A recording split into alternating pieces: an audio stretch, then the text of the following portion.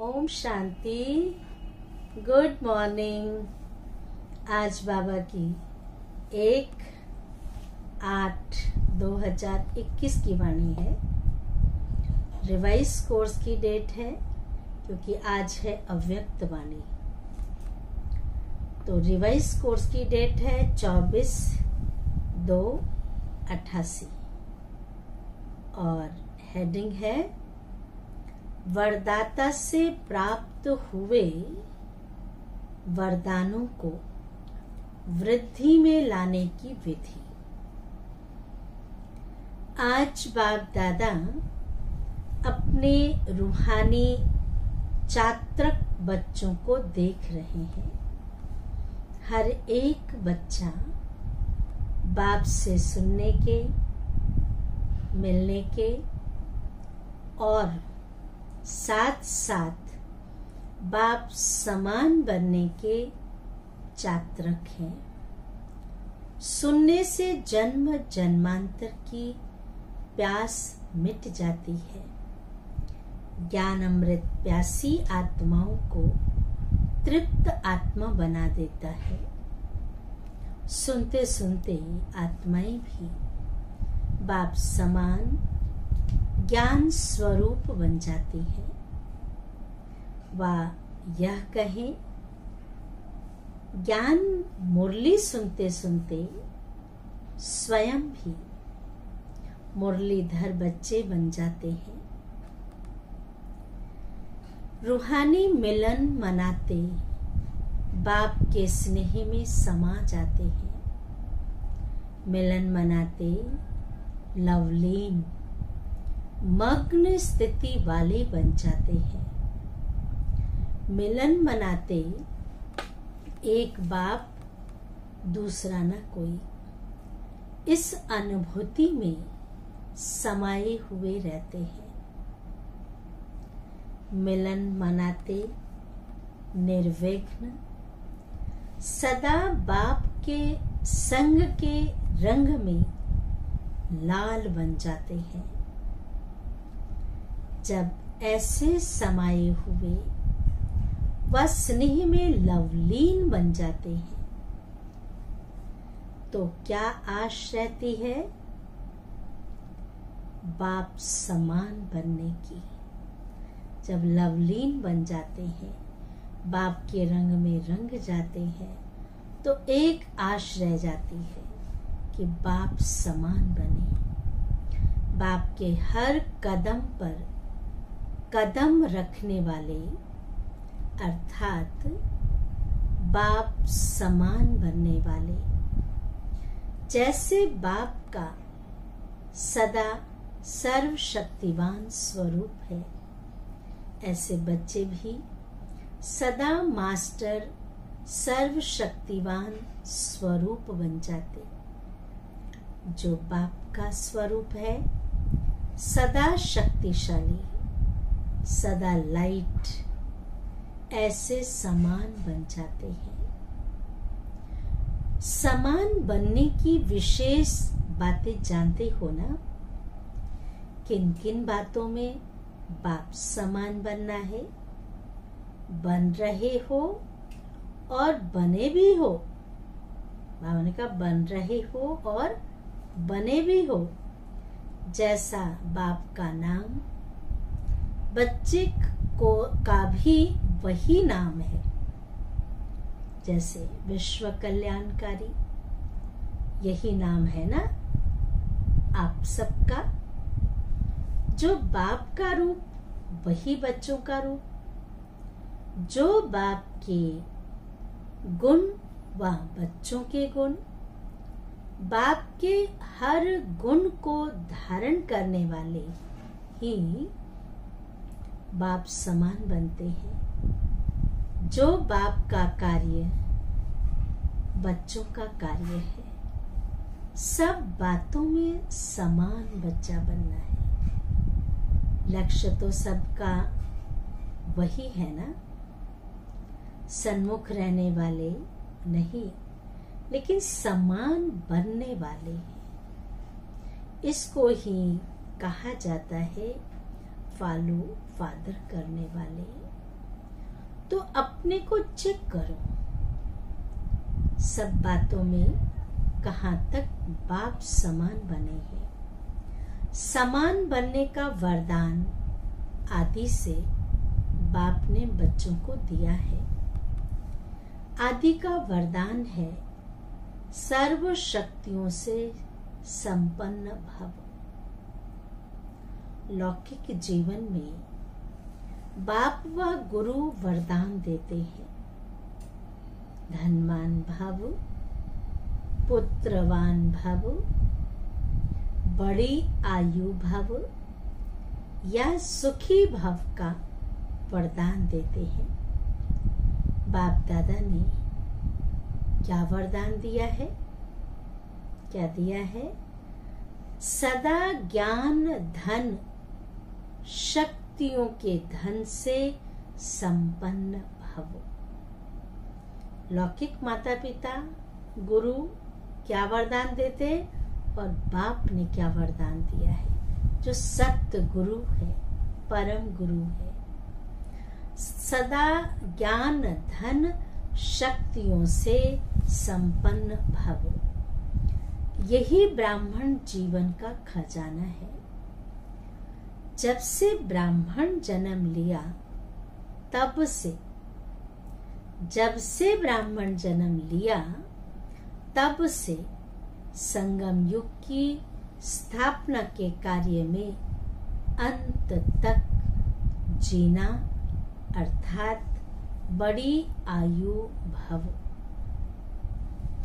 बीच में अगर ब्राह्मण जीवन से निकल पुराने संस्कारों या पुराने संसार में चले जाते हैं तो इसको कहा जाता है जन्म लिया लेकिन छोटी आयु वाले।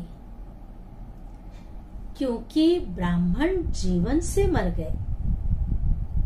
दुनिया में चले जाना माना शूद्रों की दुनिया में चले जाना, तो ब्राह्मण जीवन से मर गए। कोई कोई ऐसे भी होते हैं जो कौमों में चले जाते हैं, होते हुए भी ना के बराबर होते हैं और कभी कभी जाग भी जाते हैं, लेकिन वह जिंदा होना भी मरने के समान ही होता है। तो बड़ी आयु भव अर्थात सदा आदि से अंत तक ब्राह्मण जीवन व श्रेष्ठ दिव्य जीवन की सर्व प्राप्तियों में जीना। बड़ी आयु के साथ साथ निरोगी भव का वरदान भी आवश्यक है। अगर आयु बड़ी है लेकिन माया की व्याधि बार बार कमजोर बना देती है तो वो जीना भी जीना नहीं है। तो बड़ी आयु भव के वरदान के साथ सदा तंदुरुस्त रहना अर्थात निर्विघ्न रहना है। बार बार उलझन में व दिल शिकस्त की स्थिति के बिस्तर, ध्यान से सुनेंगे वाली लाइन, बार बार उलझन में व दिल शिकस्त की स्थिति के बिस्तर हवाले नहीं होना है। जो कोई बीमार होता है तो बिस्तर हवाले होता है ना, डॉक्टर भी कहता है बेड रेस्ट करो। छोटी छोटी उलझने तो चलन, छोटी छोटी उलझन तो चलते फिरते भी खत्म कर देते हैं, लेकिन जब कोई बड़ी समस्या आती है, उलझन में आ जाते हैं, दिल शिकस्त बन जाते हो, तो मन की हालात क्या होती है?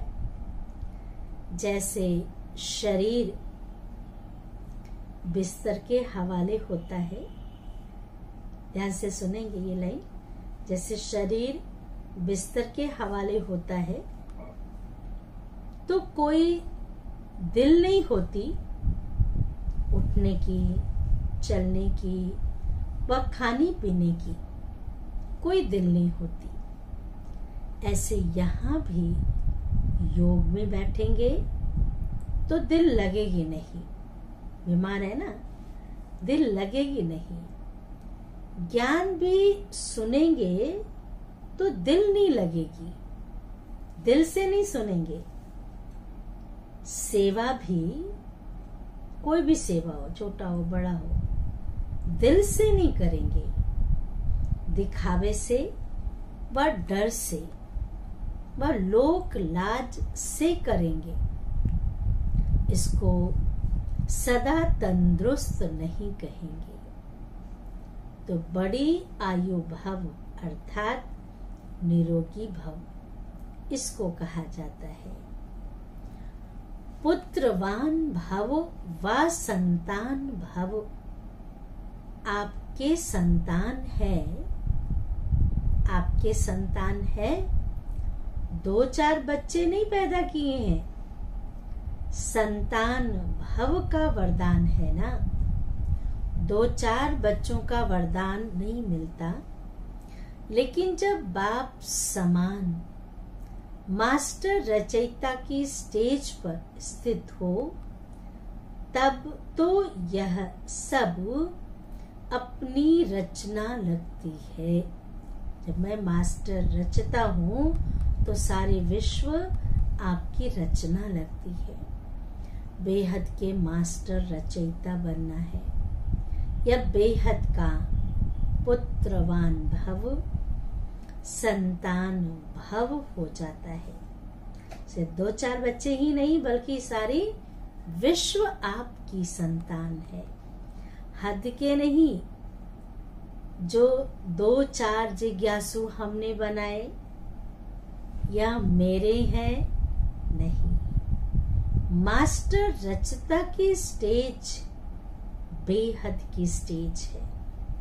किसी भी आत्मा को व प्रकृति के तत्वों को भी अपनी रचना समझ विश्व कल्याणकारी स्थिति से हर एक के प्रति कल्याण की शुभ भावना, शुभ कामना रहती है। रचना की रचना प्रति भी, रचना की रचना प्रति यही भावनाएं रहती है। जब बेहद के मास्टर रचयिता बन जाते हो तो कोई हद की आकर्षित नहीं कर सकेगी। सदा अपने को कहाँ खड़ा हुआ देखेंगे, जैसे वृक्ष का रचता बीज है। जब वृक्ष की अंतिम स्टेज आती है तो वह बीज ऊपर आ जाता है ना। ऐसे बेहद के मास्टर रचयिता सदा अपने को इस कल्प वृक्ष के ऊपर खड़ा हुआ अनुभव करेंगे। बाप के साथ साथ वृक्ष के ऊपर मास्टर बीज रूप बन शक्तियों की, गुणों की, शुभ भावना, शुभ कामना की, स्नेह की, सहयोग की किरणें फैलाएंगे। जैसे सूर्य ऊंचा रहता है तो सारे विश्व में स्वतः ही किरणें फैलती है ना। ऐसे मास्टर रचयिता व मास्टर बीज रूप बन सारे वृक्ष को किरणें व पानी दे सकते हो। तो कितनी संतान हुई, सारे विश्व आपकी रचना हो गई ना। तो मास्टर रचता भव, इसको कहते हैं पुत्रवान भव। तो कितने वरदान हैं, इसको ही कहा जाता है बाप समान बनना। जन्मते ही यह सब वरदान हर एक ब्राह्मण आत्मा को बाप ने दे दिया है। वरदान मिले हैं ना, वह अभी मिलने हैं। जब कोई भी वरदान किसी को मिलता है तो वरदान के साथ वरदान को कार्य में लगाने की विधि भी सुनाई जाती है। अगर वो विधि नहीं अपनाते तो वरदान का लाभ नहीं ले सकते। तो वरदान तो सभी को मिला हुआ है, लेकिन हर एक वरदान को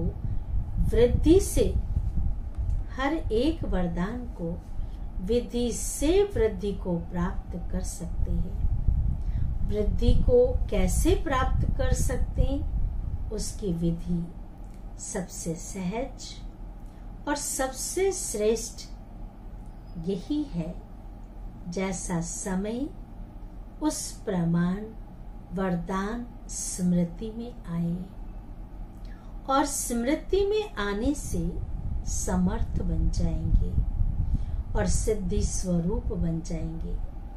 जितना समय प्रमाण कार्य में लगाएंगे उतना वरदान वृद्धि को प्राप्त होता रहेगा, अर्थात सदा वरदान का फल अनुभव करेंगे।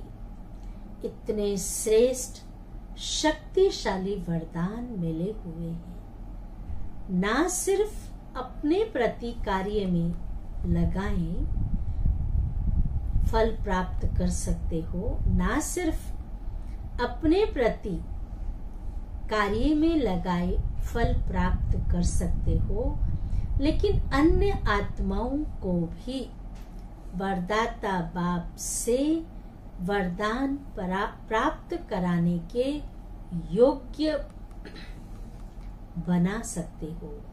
यह संगम युग का वरदान 21 जन्म भिन्न रूप में साथ में रहता है। यह संगम का रूप अलग है और 21 जन्म यही वरदान जीवन के हिसाब से चलता रहता है। लेकिन वरदाता और वरदान प्राप्त होने का समय अभी है। तो चेक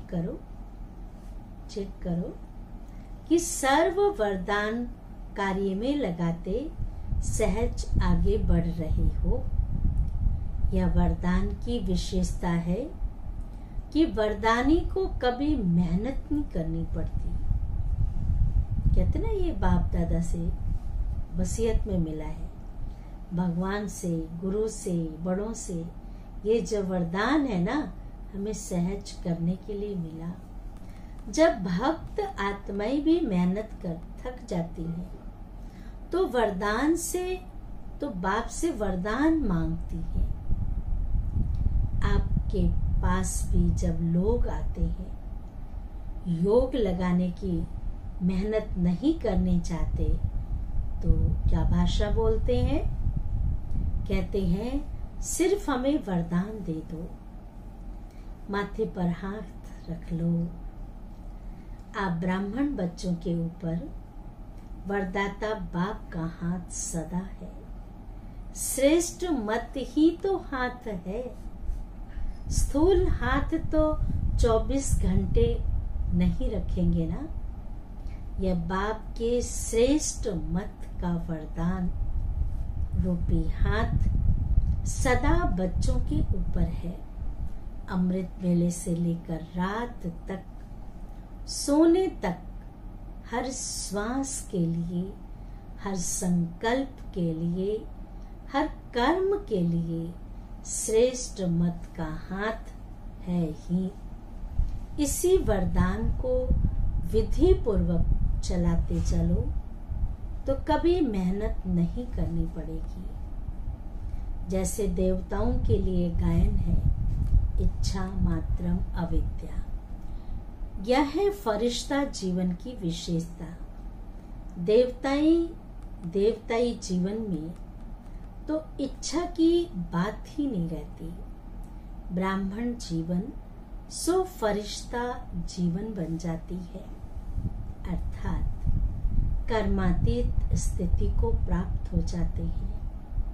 किसी भी शुद्ध कर्म व व्यर्थ कर्म व विकर्म व पिछला कर्म किसी भी कर्म के बंधन में बंध कर करना, इसको कर्मातीत अवस्था नहीं कहेंगे। एक है कर्म का संबंध और एक है बंधन।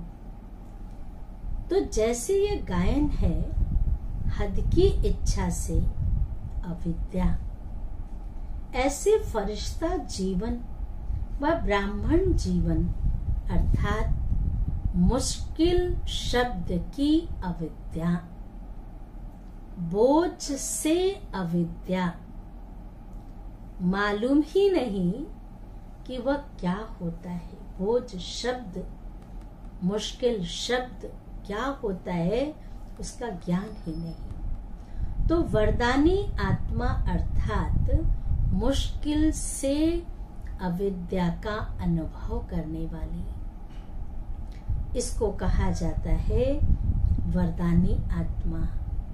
तो बाप समान बनना अर्थात सदा वरदानों से, वरदाता से प्राप्त हुए वरदानों में, वरदानों से पलना, सदा निश्चित विजय अनुभव करना।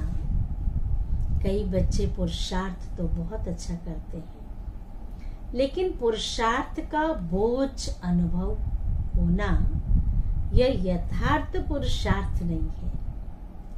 अटेंशन रखना यह ब्राह्मण जीवन की विधि है, लेकिन अटेंशन टेंशन में बदल जाता है। नेचुरल अटेंशन नहीं रहता, इसको भी यथार्थ अटेंशन नहीं कहा जाता। जैसे जीवन में स्थूल नॉलेज रहती है कि यह चीज अच्छी है, यह बात करनी है, यह नहीं करनी है, तो नॉलेज के आधार पर जो नॉलेजफुल होते हैं उसकी निशानी है, उनको नेचुरल अटेंशन रहता है। यह खाना है या नहीं खाना है, यह करना है या नहीं करना है, हर कदम में अटेंशन। हर कदम में टेंशन नहीं रहता, लेकिन कि यह करूं या ना करूं, यह खाऊं या नहीं खाऊं, ऐसे चलूं या नहीं चलूं, नेचुरल नॉलेज की शक्ति से अटेंशन। ऐसे यथार्थ पुरुषार्थी का हर कदम, हर कर्म में नेचुरल अटेंशन रहता है, क्योंकि नॉलेज की लाइट माइट स्वतः यथार्थ रूप से, यथार्थ रीति से चलाती है। तो पुरुषार्थ भले करो, अटेंशन जरूर रखो, लेकिन टेंशन के रूप में नहीं। जब टेंशन में आ जाते हो तो चाहते हो बहुत काम करने व बनने चाहते हो, लेकिन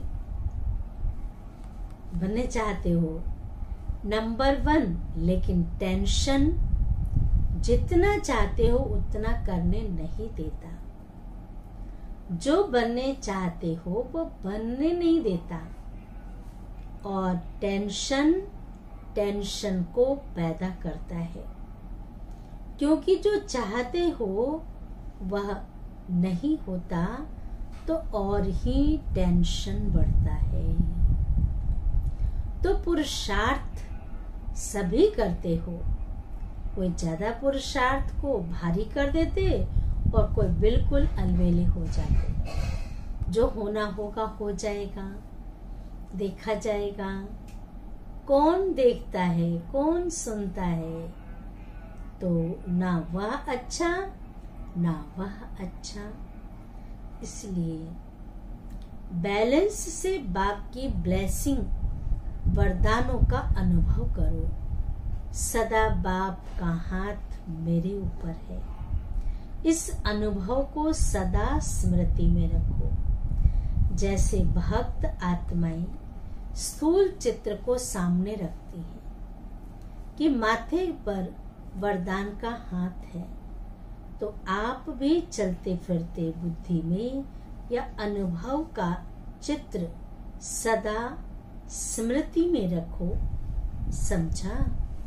बहुत अच्छा पुरुषार्थ किया। अब वरदानों से पलते उड़ते चलो। बाप के ज्ञान दाता विधाता का अनुभव किया, अब वरदाता का अनुभव करो। बाबा याद प्यार दे रहे हैं, सदा हर कदम में बाप को फॉलो करने वाले, सदा अपने को वरदाता बाप के वरदानी श्रेष्ठ आत्मा अनुभव करने वाले, सदा हर कदम सहज पार करने वाले, सदा सर्व वरदान समय पर कार्य में लगाने वाले, ऐसे बाप समान बनने वाले श्रेष्ठ आत्माओं को बाप दादा का वरदाता के रूप में याद प्यार और नमस्ते। हम रूहानी बच्चों की रूहानी माता पिता बाप दादा को याद प्यार और नमस्ते नमस्ते नमस्ते। वरदान है, हद की जिम्मेवारियों को बेहद में परिवर्तन करने वाले, स्मृति स्वरूप नष्टो मोहा भव। विस्तार है, नष्टो मोहा बनने के लिए सिर्फ अपने स्मृति स्वरूप को परिवर्तन करो। मोह तब आता है जब यह स्मृति रहती कि हम गृहस्थी है,